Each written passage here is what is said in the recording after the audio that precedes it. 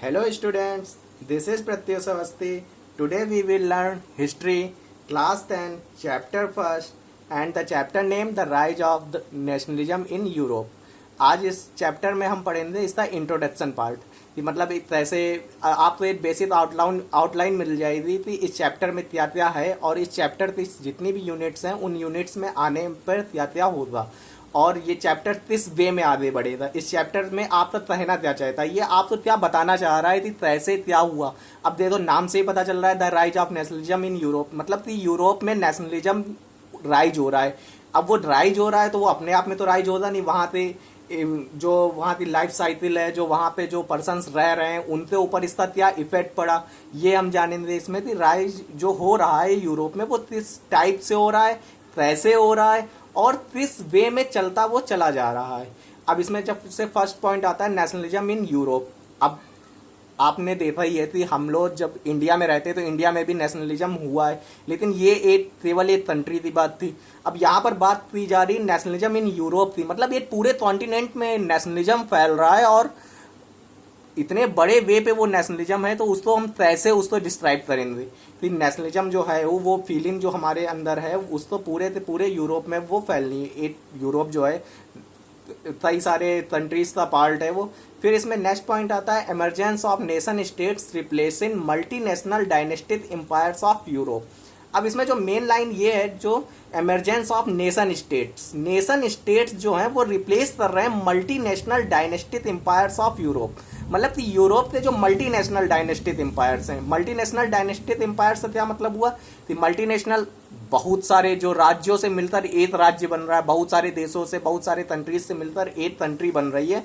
और उसमें भी क्या, उसमें भी डायनेस्टिक एम्पायर्स हैं। डायनेस्टिक एम्पायर्स का मतलब हो गया कि एक ऐसे एम्पायर जो 100-200 साल से शासन कर रहे हैं। अब जैसे आप लोगों ने क्लास 9th में फर्स्ट चैप्टर में पढ़ा ही था, फ्रेंच रिवॉल्यूशन जब हुआ था तो वहां पे क्या हुआ था, जो वहां का जो बॉर्बन डायनेस्टी थी उसी डायनेस्टी से जब वो लोग परेशान हो गए उसी लिए तो उन्होंने उसको रिवॉल्यूशन किया था, तो वही चीज आ गई। अब जैसे यहाँ पर क्या था, अब यहाँ पे यूरोप की बात है तो फ्रेंच में हो गया बॉर्बन डायनेस्टी, इटली और स्पेन वगैरह में हो गया हैब्सबर्ग एम्पायर। इधर नीचे जब हम जाते हैं टर्की में तो वहाँ पे ऑटोमन एम्पायर आ जाता है, रसिया में जाते हैं तो वहाँ पे रोमानोव एम्पायर हो जाता है। तो मतलब कई सारे एम्पायर्स के बीच से आया हमारा, तो पूरा पूरा कॉन्टिनेंट वहाँ पे फंसा हुआ चल रहा है। अब इसी में क्या बोला गया, नेशन स्टेट्स का जो है वो उन एम्पायर्स को अब रिप्लेस कर रहे हैं। अब क्या हुआ था फ्रांस में, क्या हुआ, एम्पायर रिप्लेस हुआ और वहां पर क्या आ गया, वहां पे एक तरीके से डेमोक्रेसी आ गई और वहां पर क्या हुआ, नेशन स्टेट का एक राइज हुआ, तो इस चीज में हुआ। फिर नेक्स्ट पॉइंट आता है the sense of collective belonging.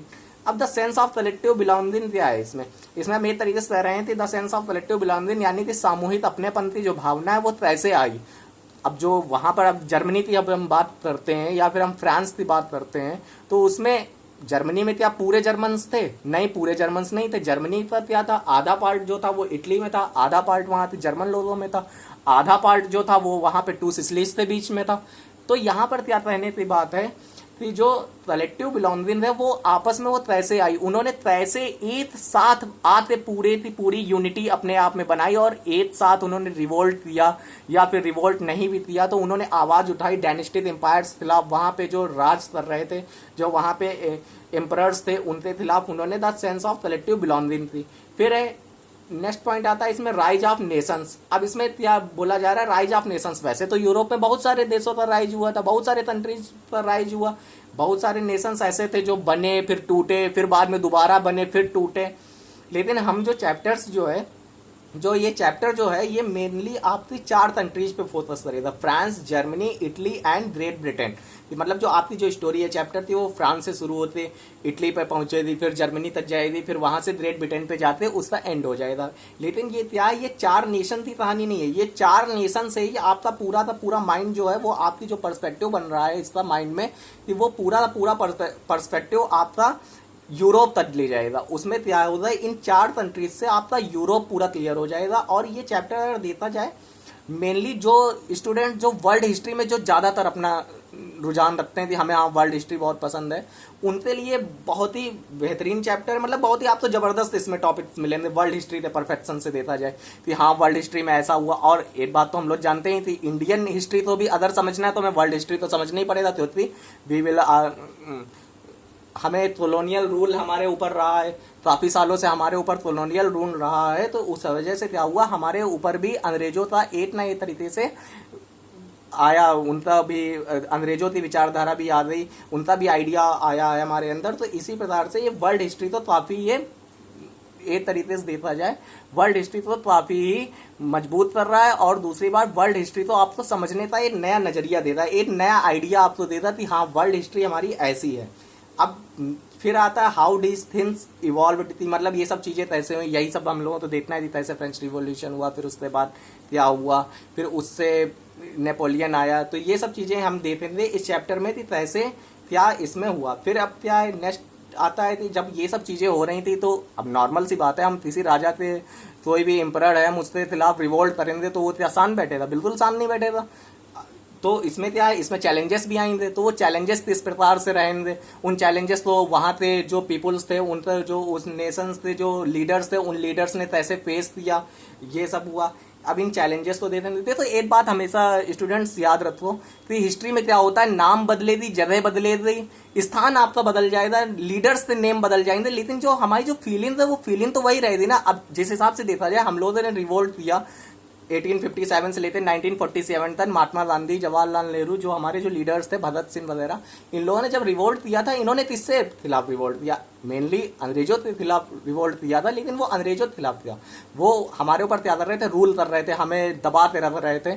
तो वही चीज सेम टू सेम चीज है वहां पे भी, यूरोप में भी जो डायनेस्टिक एम्पायर्स हैं, ये क्या कर रहे हैं, उनको बहुत ही ज्यादा दबाते रह रहे हैं, उनको मतलब बिल्कुल ही परेशान कर रखा है। तो यही सब चीजें, अब जो चीज यूरोप में हुई वही अपने इंडिया में भी हुआ, बस चीज क्या है, नाम बदला, जगह बदली, लीडर्स से नेम बदले, लेकिन क्या है, आइडिया, जो आइडिया है, जो वहां आइडिया था, इंडिपेंडेंस था, वही आइडिया यहाँ पे भी है। वहां पे भी फीलिंग थी, राइज थी कैसे लोगों का विकास हो, कैसे जो वहां पे पीपल्स हैं उनको राइज हो, और वही चीज अपने इंडिया में भी था। तो फिर अब इसी सब चीज़ों में एक पेंटिंग आती है आप लोगों से, जब जैसे ही चैप्टर शुरुआत होता है, चैप्टर की फर्स्ट इमेज जो है वो पेंटिंग ही है।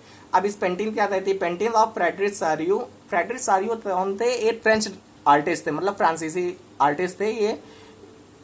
इन्होंने एक पेंटिंग बनाई थी 1848 में, और उसका क्या नाम था, the dream of world wide democratic and social republics.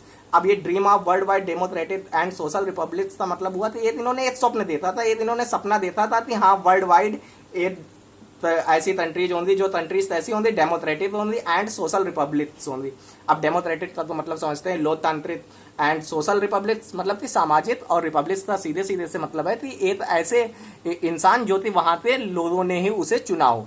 तो एक इन्होंने ऐसी पेंटिंग बनाई थी। अब इस पेंटिंग को जो मेनली बोला जाता है यूटोपियन विजन बोला जाता है। यूटोपियन विजन का आप इसको ऐसे समझ सकते हैं कि अभी तो वो चीज पॉसिबल नहीं है, लेकिन वो चीज तब पॉसिबल होती आज से 200 साल बाद, आज से 250 साल बाद। जैसे आज की डेट में देते हैं मंगल, जो हमारा जो मार्स प्लैनेट है, मंगल ग्रह है, क्या उस पर क्या लाइफ है? अभी की डेट पे तो नहीं है, लेकिन हाँ कभी ना कभी हमारे साइंटिस्ट इस चीज में डिस्कवर कर रहे हैं कि वहां पर कैसे लाइफ हो सकती है। तो हमें यही चीजें देखनी है कि जो इनका यूटोपियन विजन था। अब ये पेंटिंग क्या कहती है? पेंटिंग कहती है कि बीच में सबसे पास में एक स्टैचू है, लिबर्टी, स्टैचू ऑफ लिबर्टी एक तरीके से उसे बोल सकते हैं। उसमें महिला, एक वुमेन है, वो उसको एलिगरी दिखाया गया। एलिगरी का मतलब होता है रूपक। जैसे अपने यहाँ क्या होती है, अपने यहाँ भारत माता तो हम लोग बोलते हैं, हम लोग सारी की सारी भी जितनी भी कांग्रेस या जब भी हम लोगों का रिवोल्ट हुआ था, हम लोगों ने क्या किया था, भारत माता के नाम पे हाइम्स बनाई, हमने उनके नाम पे हमने ओथ लिए। तो वही चीजें वहां भी थी यूरोप में। एक वो स्टेचू ऑफ लिबर्टी मानते थे, और उस लिबर्टी के पास में आप देख रहे थे बहुत सारी लाइन, लंबी सी लाइन जा रही है, ठीक, आप लोग अगर देख रहे होंगे तो एक उसमें लंबी लाइन जा रही है। जब आप उसमें देखते हैं तो सबसे पहले क्या पाएंगे, तो उसमें अमेरिका और स्विट्जरलैंड वगैरह थे, ये जो पीपुल्स हैं, ये उस पेंटिंग पे सॉरी उस पे स्टेचू पे आगे निकल चुके हैं। अब ये आगे क्यों निकले, क्योंकि वो पहले इंडिपेंडेंस हो गए ना। अब हम इनको पहचाने थे, तो ऐसे अमेरिका और उनके वेशभूषा, जो उन्होंने कपड़े पहन रखते हैं, और जो उन्होंने अपने फ्लैट बियर कर रखते हैं, अपनी अपनी कंट्रीज का उन्होंने फ्लैट बियर किया है। तो उसमें सबसे आगे अमेरिका एंड स्विट्जरलैंड पे हैं। उसके बाद आप देख रहे हैं उसमें फ्रेंच पे हैं, फिर पीछे जर्मन लोग आ रहे हैं, उसके पीछे ऐसे ही लंबार्डी, वेनेसिया, जो उस टाइम पे जो छोटे छोटे नेशन स्टेट्स थे, लंबार्डी हो गया, वेनेसिया हो गया, टू सिसिली जो हो गई, और हैप्सबर्ग एम्पायर थे जो अंडर में आते थे, वो सब कंट्रीज हैं। अब ये इस प्रकार से लाइन पूरी की पूरी आ रही है और वो क्या कर रही है, वो स्टैचू ऑफ लिबर्टी के पास आ रही थी। हाँ, हमें भी लिबर्टी होना है, हमें भी आज़ादी पानी है। किससे पानी है? हमें रूलर्स से, जो डायनेस्टिक एम्पायर्स थे उनके रूलर्स से हमें भी इंडिपेंडेंस चाहिए। अब वहीं पर देते थे आप उस लंबी सी लाइन के पास क्या देते हैं, तो थोड़ा सा डस्ट टाइप से पड़ा है कि हाँ एक कागज तो बहुत ही ढेर तो ही पड़ा है। अब वो क्या है, वो जो डायनेस्टिक एम्पायर्स थे ये क्या करते थे, अपना एम्पायर चलाने के लिए वो क्या करते थे, रूल्स निकालते थे, आदेश जिसे बोलते हैं। तो वो क्या कर रही है, वहाँ की जो पीपल्स हैं उन्होंने क्या बोला है कि हम इन आदेशों को हम नहीं मानेंगे। उन्होंने क्या किया, उसको फेंक दिया है। फिर उसके बाद जब ये सब हो रहा है, ये जो लंबी सी लाइन जा रही है, इसके ऊपर से हमारे देखेंगे तो ऊपर से जो संत हैं, जो जीसस क्राइस्ट हैं और जो अदर सेंट हैं, वो क्या कर रहे हैं, वो ये सब चीज़ें देख रहे हैं कि हाँ ये होना चाहिए। अब इसी में एक और थे अर्नस्ट रेनन इन 1882। इन्होंने एक थ्योरी दी थी अपनी, व्हाट इज अ नेशन। तो ये हमारा नेशन कैसा होना चाहिए, इसकी जो उन्होंने थ्योरी दी थी, वो थ्योरी क्या बोलती है, उस थ्योरी के according a nation is the culmination of a long past of endeavor, sacrifice and devotion। जो हमारा जो नेशन है वो बहुत ही लंबे समय से अतीत और जो वहाँ के जो ग्रेट लीडर्स हैं उनकी वजह से और जो उनका जो सैक्रिफाइस है, जो उनका त्याग है, उसकी वजह से जो एक है वो एक बहुत ही लॉन्ग पास से होते आया, वो एक नेशन बनता है। और जो ये नेशन बनता है तो ये एंड में इसका रिजल्ट क्या हो रहता है, कंक्लूजन क्या रहता है, a nation is large scale solidarity. मतलब जो नेशन जो बना है वो लार्ज स्केल सॉलिडेरिटी हुआ। लार्ज स्केल का मतलब होता है एक बहुत बड़े स्तर पे, बहुत ही वृहद स्तर पर सॉलिडेरिटी, यूनिटी, एकता। जो जो देश है वो, जब जैसे अपने देश में भगत सिंह, बाल गंगाधर तिलक, महात्मा गांधी, इन लोगों के अतीत, इन लोगों का जो पास्ट है और कैसा पास्ट है, इनका ग्रेट पास्ट है। सैक्रिफाइस इन्होंने जो किया हमारे देश के लिए, उसी से एक कंट्री बनी। और वो क्या है, आज हम लोग एक यूनाइटेड कंट्रीज के रूप में, हाँ हम लोग भी एग्जाम्पल सेट करते हैं कि हाँ हम लोग बहुत ही यूनिटी वाले हैं और साथ ही साथ डेमोक्रेटिक। तो ये इनकी थ्योरी मेन थी। और जो इसका ये जो कंक्लूजन देते थे, यही बोला जाता है एंड में कि अर्नस्ट रेनन ने कहा था कि जब ये ऐसा देश बनता है तो उस देश में क्या होता है, प्लेबिसाइट होता है। प्लेबिसाइट का मतलब होता है आज की डेट में जैसे डेमोक्रेसी है कि by the people, for the people, to the people, कि जनता के द्वारा, जनता के लिए चुना हुआ व्यक्ति ही हमारे ऊपर शासन करेगा। तो वही चीज़ है, जनमत संग्रह एक तरीके से बोलते हैं, ये इन्होंने प्लेबिसाइट करवाया था। तो चैप्टर आपके समझ में आ गया होगा। ये हमारा जो चैप्टर है ये पूरा का पूरा तय रहा है इसमें। अब इसी में हम देखेंगे कैसे स्टेट्स बने, कुछ बिगड़े और कैसे उन स्टेट्स में फीलिंग आई, उनके नेशनलिज्म थी, यही सब चीज़ें आगे जाते पढ़ेंगे इसमें। और जो फ्रेडरिक सारियो का जो विजन था, ये विजन 1848 में अगर देखा जाए, क्या उस टाइम क्या सब एक थे? कोई नहीं एक था। अमेरिका और जो उन्होंने बहुत सारे, तो उन्होंने जर्मनी जैसे जैसे उसमें जर्मनी है, फ्रांस है। 1848 में तो जर्मनी जैसे देश का कोई नामो निशानी नहीं था कि हम लोग जानते नहीं थे जर्मनी तो एक देश भी है। अच्छा, अब वो सब जो यूटोपियन विजन, इसको इसलिए बोला जाता है क्योंकि ये बाद में एक झंडे पे नीचे आए, एक फ्लैग पे नीचे आया। वो तब आए जब 1945 में, जब हमारा यूनाइटेड नेशंस जब डेवलप हुआ। आज यूनाइटेड नेशन के पास 195 ऑलमोस्ट कंट्रीज हैं, तो सब लोग उस झंडे पे नीचे हैं। तो ये चीज़ थी फ्रेडरिक सारियो की। अच्छा, जब यूनाइटेड नेशंस की बात आई है तो स्टूडेंट्स आप लोगों को क्या कमेंट सेक्शन में आपको बताना है कि यूनाइटेड नेशन कब इस्टेब्लिश हुआ था, मतलब इसकी स्थापना कब हुई थी यूनाइटेड नेशंस की। और एक क्वेश्चन और है कि जो उसमें जो जर्मन है, उसमें जो जर्मन लोग हैं वो कौन से कलर का अपना फ्लैग बेयर कर रहे हैं कि उनके फ्लैग का कलर क्या था? वो ट्राई कलर था, जाहिर सी बात है अपना इंडिया का भी कलर ट्राई है,